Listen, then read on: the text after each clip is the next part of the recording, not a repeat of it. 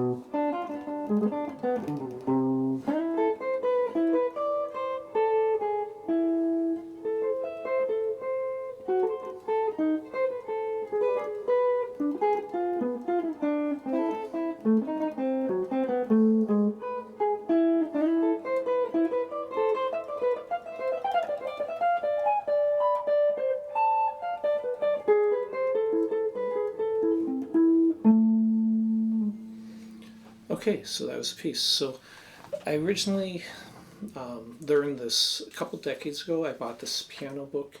Honestly, at the time, I was just looking for interesting music in a music store. I'd never heard any of these pieces at that time, but I originally arranged it. It pretty much I did all the treble clef originally. It's a two-part invention, so there's really a lot going on in both parts, both the left and right hand. A lot of just like alternating 16th, 8th notes and then switching which hand that does. So when I arranged it originally, I put it all basically in a couple octaves in the A minor fingering, which made it good for a study. But when I wanted to do this video, I pretty much redid almost the entire part, so I wanted to make it sound less like a study. To do this, I had to decide on new arrangements and what octave to put in to begin with. Middle C, which is where the treble clef basically along with 13 bass notes I added in is where the part I played is. I had all the treble clef in it plus those bass notes. Middle C on piano is right here, but on guitar it would be written right here. It's written an octave lower. The reason being, otherwise you're going to have that open position in bass clef mostly. So when I'm playing middle C in the piano octave, I'm playing up in this part. When I'm playing more on the guitar, I'm playing it more down here. So the way I made that, or tried to make that work, hopefully it worked, are in some of the parts, like for example, that part that goes, if I kept it in the same octave as originally written, then the next part would be here, but I didn't want to have the whole thing basically hanging out in one position. So instead, after I hit that, I jumped down an octave in here. Later on, when I wanted to go back up, in the music it was supposed to go here, I added an extra octave to get me back up here. So I did some things like that so that it had more contrasts in the octaves. Because the original part, you had both the bass clef and the treble clef going at the same time, so you had a range of octaves on it. So even though I was playing in the treble clef, I wanted to have more contrast. I also added quite a bit of vibratos and slides, things that you wouldn't be able to do on the original harpsichord or piano that it was, you'd be playing it on.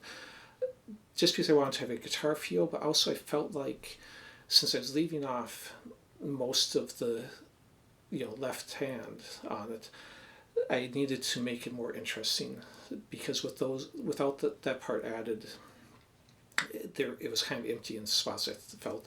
So like in the beginning part where I come in here, the original would just be just all even. It starts off as 16th notes, and then basically when it does the 8th notes, it's just doing even 8th notes, or at least that's how it's written. Of course, through interpretation, a lot of times what's written isn't actually what's played. And that's the hard part with classical music, because we've never actually heard the original composer play it. But usually, even when you're looking at rock or metal or anything like that, to give it some feeling and some soul to it, you can't play it the way it's written exactly, because the writing doesn't take into consideration small fluctuations in dynamics and volume. Dynamics and volume is basically the same thing. Dynamics in tempo and speed on it. So you have to add those in, because if you play everything robotic, it just sounds like, when you go to like Songster or something and have the computer play the part, it doesn't usually sound like the original piece, because it's playing the sheet music as it's written without any interpretation. Okay, so I added in a fair amount of slides, vibratos, and stuff like that to try and give it more feeling, basically, and it sounds also less like a study on it. Now, the hardest part in this, and the only place where the only place I added extra notes. Originally, I wasn't going to add any extra notes on it. I was just going to play exactly all the notes that were in the piece, on the treble clef and those few bass notes. But on this part, so the original part would just be, and then like that. I switched it to that, adding the extra note here, so I kind of did slower, and then could sweep up that and do a shift here, and then extra note there and there. So I did on two of the direction changes on this one and one of them here. There are still direction changes back at the end there that don't have any extra notes. So it's sweeping that can be tough sometimes without any extra notes on direction changes. Not only did it make it a lot harder, but that's how I originally got it down. But when I got closer to recording, I decided to add those in, because I also felt that it flowed better. But later on, when I'm doing some of these parts, I'm not necessarily adding on most of those extra notes in. And that's where I want a contrast to. The second part, later on, where I'm doing these slower parts, that was just all 16th notes. But a lot of the shapes were similar to the ones in that earlier part, so I didn't want two repetitive sections that was basically playing the same sequences on it. So I did the first one faster, and the second one slower with pauses. But let me go ahead and play through it at slower speed. Now, when you download the tab, and, please go to my Patreon page and download this stuff. It's completely free. You don't have to be a member. Link is in the description. So I put it into 2 pages. I definitely want you guys to take advantage of this, because I put a lot of work into it. I've added in the fingerings I'm using, the picking I'm using, so really all the details you need other than practice to be able to get it down. The notes that I added that weren't in the original music, I put in parentheses, so if you want to leave those out, you can. Some of these too, I was going for specific sounds. You could play them a lot easier. So, like for example, that one part that's the fastest section, I'm playing it that way, but this note, same as that, you could just go. That's how it was originally without any added notes, and the easier way. But I wanted that more flowing sound, and that's why I arranged it the way I did.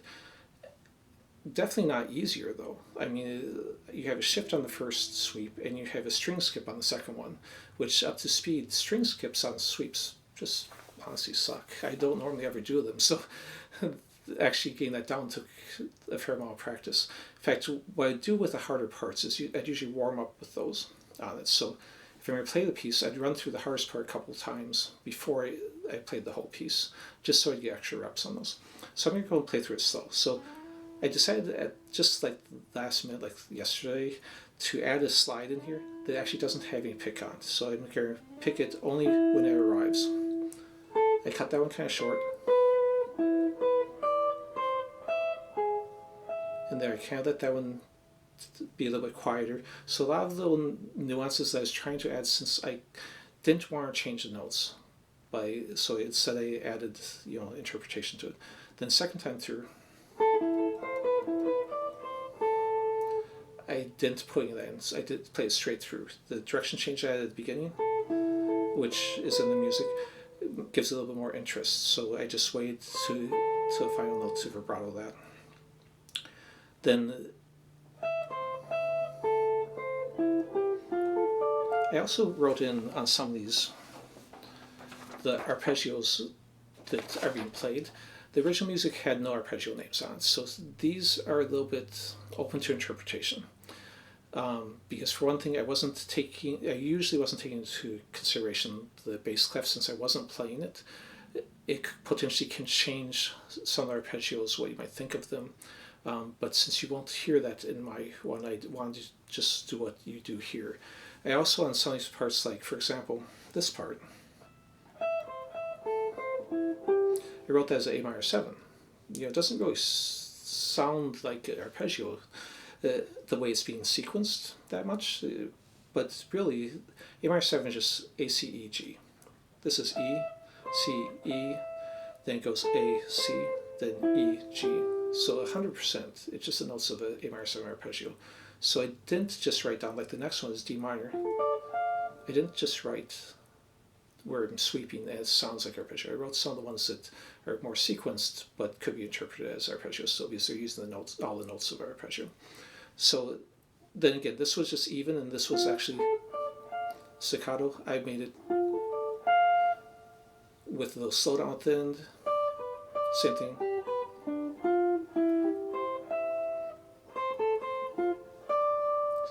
Same thing here. These are just notes of arpeggio on this. Just the way you're skipping through them. If you look at this, that's just like coming from a F major. But then adding this D note at the end, if I add that, then this is 1, flat 3, 5, flat 7. It's really just a D minor 7, even though it looks like an F major, and that's where you could interpret it differently. And there are some parts where, like down here, I wrote 2 arpeggios underneath it and a different one on top of it. The one on top of it is, if you combine those 2 arpeggios together, it creates a bigger arpeggio. If you think of them as just 2 separate arpeggios, then that's perfectly fine. For example, if I'm playing a C major, it's just C major. But if I add this A note to it, and that's A minor 7. So sometimes it's open to interpretation whether it's 2 separate arpeggios or one bigger one. So anyways, as I'm moving down here,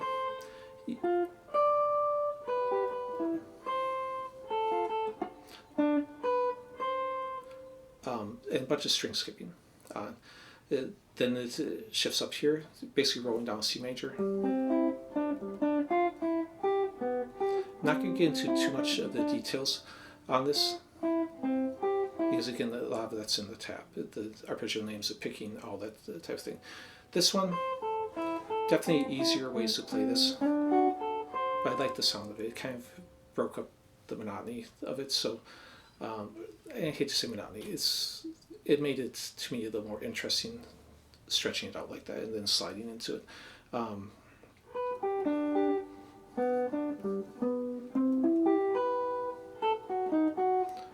So I'm just playing through some parts now, so you can see them a little bit slower. Some of these, the picking I put, it's really up to you.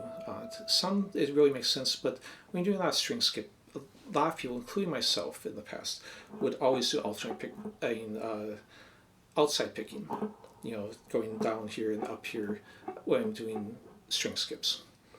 Recently, just out of stubbornness, because I do economy picking, I've started doing it more economy pickings, to where if I'm doing a string skip with 2 notes here, I'm going to do 2 downstrokes. If I'm coming up from a downstroke here, I'll hit upstroke here. I don't know if that's worth doing, but that's why I did it. So I wrote down what I did. But if you feel more comfortable doing outside picking on the string skips, do it perfectly fine. So that after in this note, I added the open note here, which is from the bass clef side, because I just thought it helped tie things together. And then I kind of did a little slower on the first notes, so then I swept into these next notes. Now when I'm practicing this slow though, a lot of times I leave off all of the rhythmic or variations just to get the notes down and the picking down. I shifted at this point so I'd be in position for the next part. isolate each one of those three pieces. This part, and that part. Because it's hard putting them all together at first. This last scale run, to get up to speed with the other ones, you might need to practice it separately. I did on here. And I just left off the last note because you can easily shift that. And just a bunch of like that. And basically, picking wise, I'm just doing up, up, down, up. And then hit that downstroke at the end. Or because there's enough of a pause when you shift positions, you could do upstroke. That's another thing. When you're shifting positions, you can keep your down up picking going, or you can reset as a down or an upstroke, and it really doesn't matter. So, same pattern but different shape on the first one. And basically staying in the A minor until this part where now it goes outside of that, adding in these sharp notes.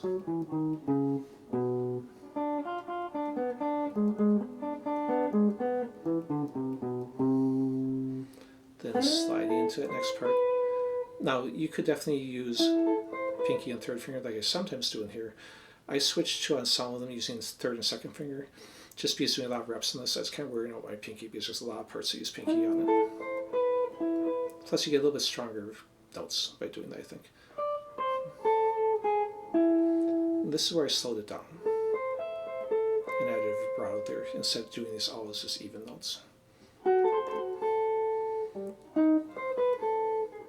And that pattern is actually the same one I was doing earlier in that piece when you're doing these just without that extra added notes.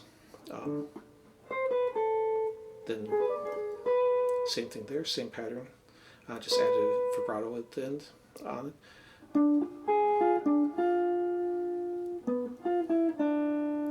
Okay, same little scale run. Here I added an extra note on the high end just to make it flow better.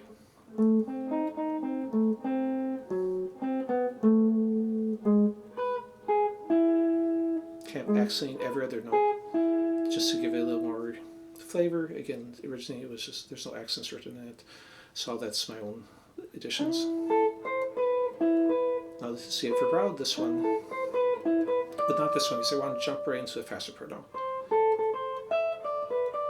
which is just basically in key, moving up A minor, B minor, flat 5, C major. Then just as a straight scale run. Oops.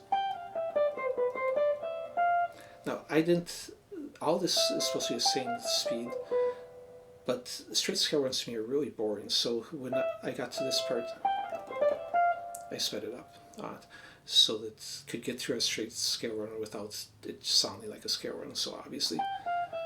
But just running up a Phrygian and back, I doubled this note to make it flow better, then reaches forward.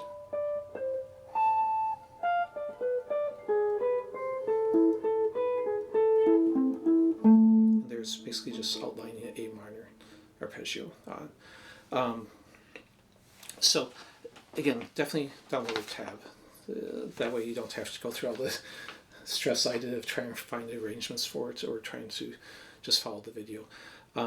If you like this, please click like. If you're interested in, I was considering maybe doing a video where I talk more in depth on how I go about arranging violin and piano pieces and classical music in general, because I've done now a few different pieces I've arranged, part of Sibelius concerto and different ones. So you can check those out too. I'll put this one in a playlist with those, and leave any comments too. Feel free to just take pieces you like of this. You don't have to learn the whole piece. You're probably not going to perform it. It's more an exercise that you can do to improve your technique. This one really works a lot of string skipping, some position shifts, some difficult sweeping things where you have to change directions without doubling notes, and like I said, a string skip in there and then going right back into a scale run. Anyways, please like, subscribe, all that stuff. Thanks for watching.